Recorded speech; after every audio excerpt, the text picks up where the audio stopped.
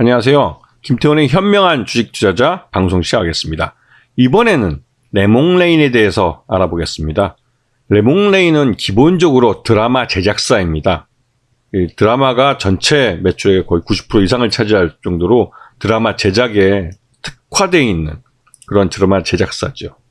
작년 연말에 여러분 잘 아시다시피 웹소설을 기반으로 한 이 재벌집 막내 아들이 큰 히트를 쳤습니다.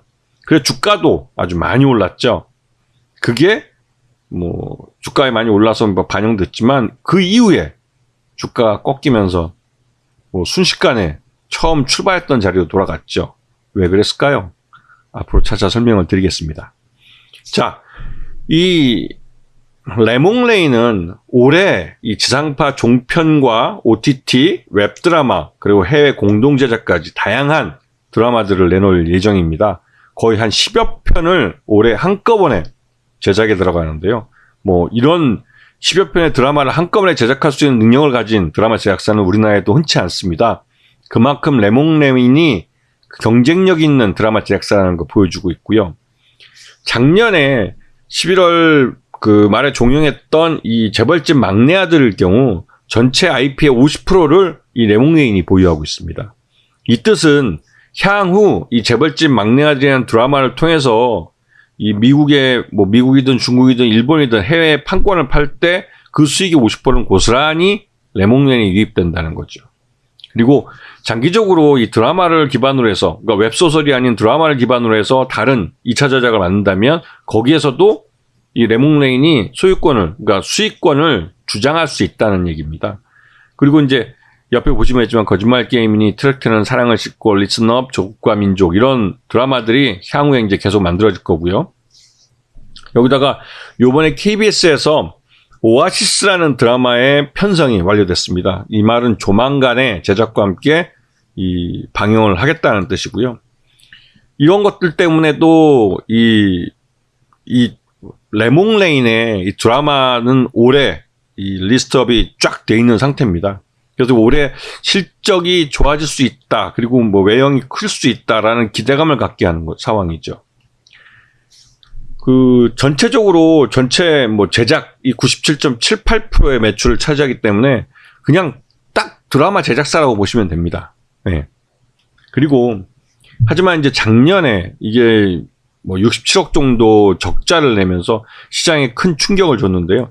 주가가 11월 달에 큰 폭으로 올랐다가 드라마의 종영과 함께 주가가 그게 순식간에 처음 움직였던 자리로 돌아갔던 이유가 바로 이런 적자를 냈다는 것을 이 회사 내부에는 이미 알려진 걸로 볼 수가 있죠.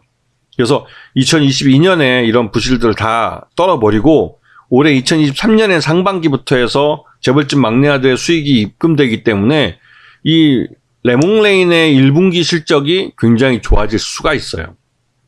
그래서 말 그대로 과거 2022년에 나쁜 건 다 회계적으로 던져버리고 2023년에는 확실하게 새로운 재무제표를 만들겠다는 그런 의지를 갖고 회계에 이제 적자 전환을 한 것이 아닐까라는 추정이 들고 있습니다. 그리고 이제 이 레몽레인의 최대주는 위즈윅 스튜디오라는 회사인데요. 그리고 위즈윅 스튜디오의 또 모회사는 컴투스 게임 업체입니다. 근데 보시면 아시겠지만 이 컴투스 홀딩스라는 최상급의 지주회사 여기도 적자고 컴투스도 적자고 위즈윅 스튜디오도 적자고 레몽레인마저도 적자예요. 이렇게 보면 이 그룹 전체가 다 적자 회사들로 보이죠. 근데 컴투스 홀딩스도 그렇고 컴투스도 굉장히 게임 쪽에서는 특화되어 있고 모바일 게임 쪽에서는 경쟁력 있는 회사로 알려져 있습니다. 물론 최근에 들어서는 히트친 게임이 없어서 이 본업을 제대로 못하고 투자만 잘하고 있다라는 말을 들 정도인데요. 여긴 또 SM에도 지분을 갖고 있고 하여튼 조금 자기 사업에서는 좀 못하고 있지만 그 여타로는 괜찮고 특히 레몬레인 같은 경우도 적자가 이유 있는 적자이기 때문에 충분히 이해할 수 있는 상황입니다. 자, 그리고 이 레몽레인의 적자에 대해서 P&I 문화창조 투자조합과 P&I 문화기술 투자조합에서 소송을 걸었어요. 그리고 회계장부 열람해 보겠다라고 했는데 결국은 2월 28일 이날짜로 해서 원만히 합의를 하고 소를 취하했습니다. 이 뜻은 올해 2023년도에 지분을 갖고 있으면 반대급부로 그에 대한 어떤 주주권에 대한 보상이랄까요? 이거를 충분히 해주겠다고 서로가 합의된 것 같습니다.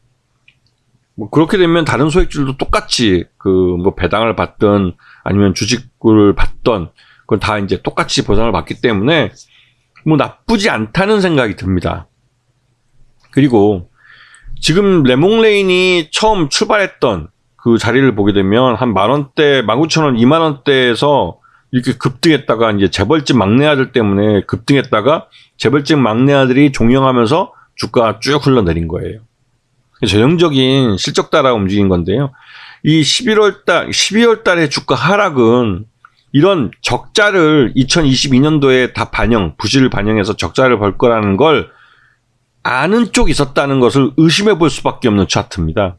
일반적으로 이렇게 뭐 드라마 제작사든 어떤 결과를 내서 좋은 양호한 실적을 낸다고 한다면 주가가 이렇게 흘러내지 않습니다.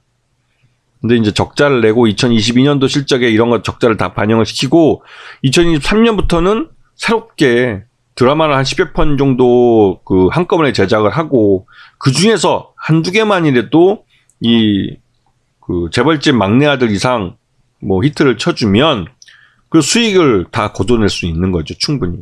그런 부분을 주가에 반영해서 봐야 되는데요. 레몽레인 같은 경우도 이 M&A를 통해서 이전 주가, 예전에 이전보다 더 과거로 가면 주가가 한 1,000원대에 있던 때도 있습니다. 2019년, 2020년인가요? 그때는 주가가 한 1,000몇백 원 했었어요. 근데 이게 지금 뭐 19,000원 이렇게 가면 10배가 올라 있는 상태죠.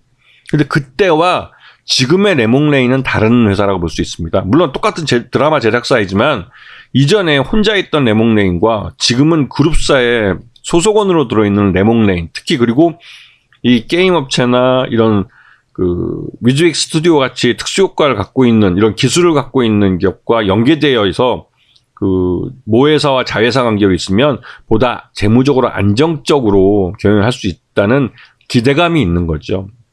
그리고 이 컴투스도 그렇고 컴투스 홀딩스도 그렇고 오랫동안 이 게임 사업을 해왔던 업체이기 때문에 이런 업체들을 무슨 머니게임 하듯이 볼 거는 아니라고 생각이 들긴 합니다. 그래서 1분기에 이 재벌집 막내 아들 수익이 어느 정도 반영이 되는지, 그리고 향후에 재벌집 막내 아들이 해외에 어떤 판권으로 팔려가는지 이런 것들을 살펴보시고, 요번에 KBS와 판권을 계약한 편성을 한 이 오아시스라는 드라마의 성적이 어떤지 이런 부분을 보시면서 레몽레인에 대한 가치 평가를 해보시는 것도 좋은 투자 기회라고 생각이 듭니다. 자, 오늘 방송 여기서 마치겠습니다. 감사합니다.